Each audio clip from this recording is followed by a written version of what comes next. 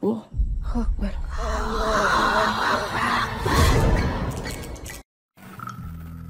Assalamualaikum warahmatullahi wabarakatuh. Selamat datang kembali di channel cerita horor dan history. Siang itu langit solangkan menampakkan cahayanya. Matahari pun terhalang derasnya hujan.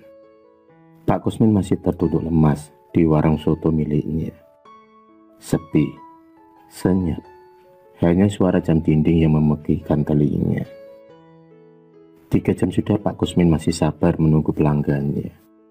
Tapi kenyataan itu masih sama. Tak ada pelanggan yang memampir di warung soto miliknya.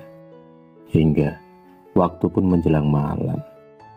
Dan kejadian itu sering dialaminya semenjak kakaknya membuka warung di sebelahnya. Hanya kesabaranlah yang menjadi pondasi agar warung soto miliknya tetap berdiri. 3 tahun pun berlalu. Warung soto milik Pak Kusmin semakin sepi. Hutang mulai menumpuk di mana-mana. Bahkan Pak Kusmin dan istrinya mulai menjual barang-barang berharga milik mereka. Sudah jatuh gini tertimpa tangga. Istri Pak Kusmin mulai sakit-sakitan dan divonis terkena penyakit kanker ganas. Mau tak mau, Pak Kusmin harus merelakan rumahnya untuk dijual untuk pengobatan istrinya. Kontrakan rumah 4x4 itu pun menjadi tempat satu-satunya istirahatnya saat ini. Cibiran mulai tersungging dari mulut tetangga. Apalagi anak perempuannya yang bernama Dila sering pulang malam tanpa tahu Dila bekerja sebagai apa.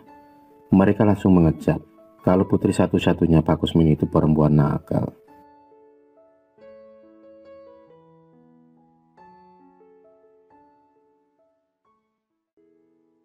Pak Kusmin sendiri dilahirkan hanya 2 bersaudara, dia dan kakaknya. Tapi Pak Langit dan Bumi, Pak Kusmin memiliki sifat yang sangat berbeda dengan Pak Rusdi, keluarga satu-satunya yang dimilikinya saat ini. Pak Rusdi seolah acuh dengan kondisi adiknya saat ini. Sifat sombong yang dimilikinya sering dijadikan bahan untuk bisa mengolok-olok Pak Kusmin.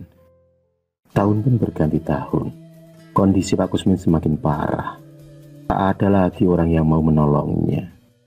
Hingga tiba-tiba Pak Kusmin bermimpi didatangi oleh laki-laki tua berjenggot lengkap dengan goblok usangnya.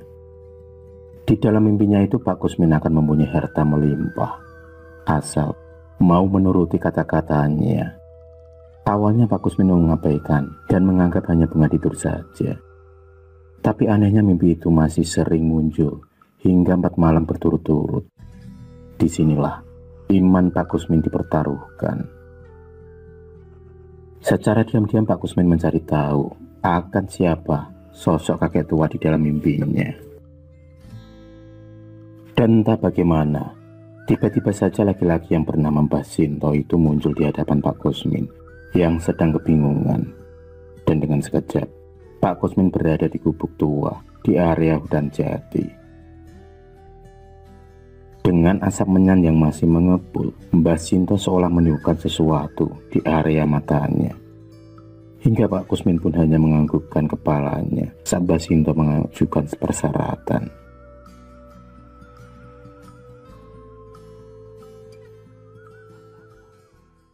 Satu jam kemudian, Pak Kusmin pulang dengan senyuman yang merekah. Senyuman yang sudah lama hilang dari dirinya. Dila yang tanpa heran mencoba mendekati dan bertanya kepada ayahnya. Disinilah perbincangan dimulai. Kita bisa menjadi orang kaya raya, Nduk, ucap Pak Kusmin dengan nada sumringah. Dila semakin heran dan penasaran dengan kata-kata ayahnya itu. Setelah menceritakan semuanya, Dila pun setuju dengan putusan Pak Kusmin. Malam berikutnya yang bertepatan dengan malam Jumat Kliwon, Pak Kusmin bersama Dila beranjak melangkah ke rumah Mbah Sinto. Entah bagaimana, mereka dengan sekejap sampai di gubuk Mbah Sinto, yang bisa dikatakan sangat jauh dari kontrakan Pak Kusmin. "Kowe wis siap, Nduk," ucap Mbah Sinto sambil membakar menyan. Dila hanya mengangguk dan pasrah menuruti kata-kata dari kakek tua itu.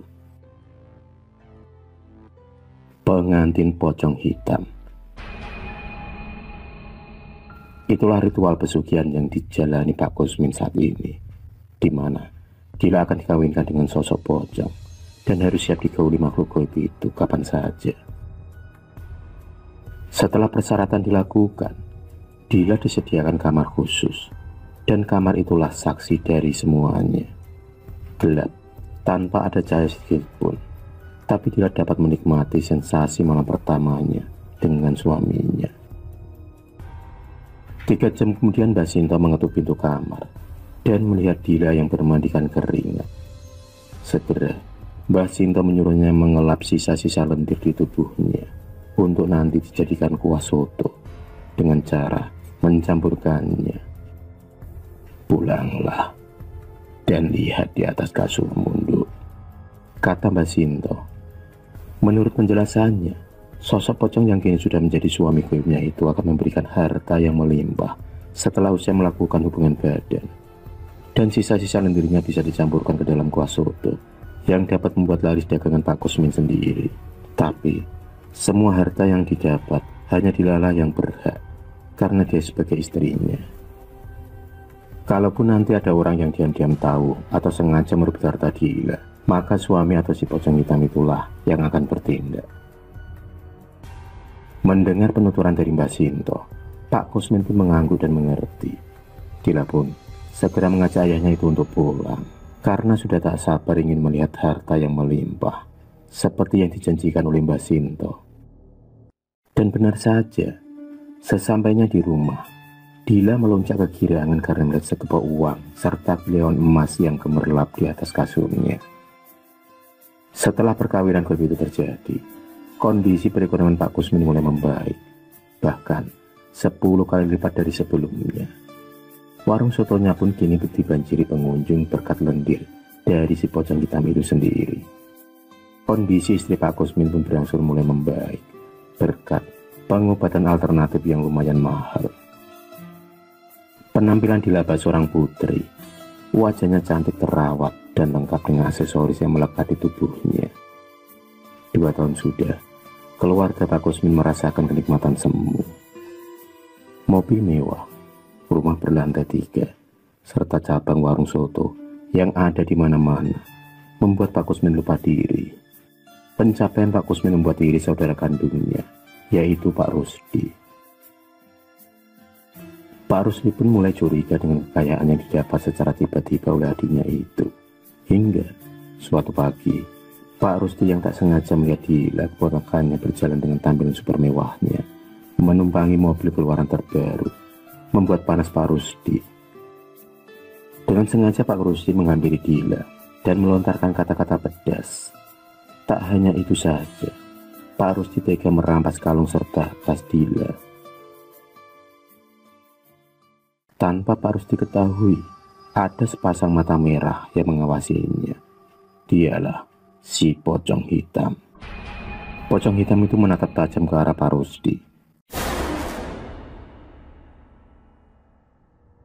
Hanya dengan hitungan detik, Pak Rusdi pun mati tertabrak truk dari depan saat mencoba berlari. Dila yang merasa ngeri atas kejadian Pak D-nya itu benar-benar merasakan kemurkaan dari si pocong hitam. Dan hal itu semakin membuatnya takut. Dengan berjalannya waktu, Dila pun merasakan kehampaan sebagai wanita pada umumnya. Dia ingin merasakan hidup normal dan mempunyai pasangan manusia sama sepertinya. Pernah, suatu kali dia mengutarakan niatnya untuk berhenti dari kemusyrikan ini. Tapi Pak Kusmin menentangnya. Laki-laki itu sudah terlena akan duniawi tanpa menghiraukan masa depan anaknya. Pernah suatu hari ada seorang pemuda yang melamar Dila, tapi pemuda itu langsung tewas secara tak wajar. Dan tentu saja, semua itu akibat ulah dari si pocong hitam yang sudah menguasai jiwa dan raga Dila. Tanpa disadari, mereka sudah dijadikan tumbal oleh Pak Kusmin. Tahun berganti tahun, tak terasa umur Dila sudah menginjak 40 tahun. Di usianya ini seharusnya Dila sudah mempunyai keluarga lengkap dengan anak-anak yang lucu. Hidupnya kini semakin hamba. Ayahnya juga semakin tua dan ibunya baru saja meninggal. Tak ada laki-laki yang mau mendekatinya karena sudah dipastikan mereka akan mati sia-sia. Uang yang dimilikinya semakin tak ada artinya. Tubuhnya kini kurus kering karena semuanya dihisap oleh si pocong hitam. Akibat setiap malam harus melayani dari maghrib hingga azan subuh berkumandang. Sungguh, batin Dila pun tersiksa. Hari itu Dila sudah bertekad bulat untuk menghentikan penyiksaan ini. Dia pun mendatangi Mbak Sinto, meminta untuk memutuskan perjanjian dengan setan tersebut. Tapi silanya rumah Mbak Sinto lenyap beserta orangnya. Kini tak ada lagi yang mau mendekati Dila, dan itu artinya tak ada lagi tumbal untuk pesugihannya. Karena sudah 2 purnama Pak Kusmin tak menyediakan tumbal, akhirnya Pak Kusmin lah yang menjadi korban. Dia ditemukan mati secara mengenaskan di kamarnya sendiri. Dila pun semakin depresi dengan semua hal yang terjadi. Tingkahnya seperti orang yang tak waras. Setiap hari Dila menguji diri di kamar, dan jalan satu-satunya untuk menghentikan kemusyrikannya itu, dia pun kemudian mati bunuh diri. Sampai sekarang rumah yang berlantai 3 itu dibiarkan terbengkalai oleh warga sekitar. Mereka tak berani mengusik, apalagi masuk ke dalam rumah, karena menurut penuturan para warga sekitar, rumah itu sering terlihat menampakkan sosok pocong, dan juga sering terdengar suara rintihan orang menangis.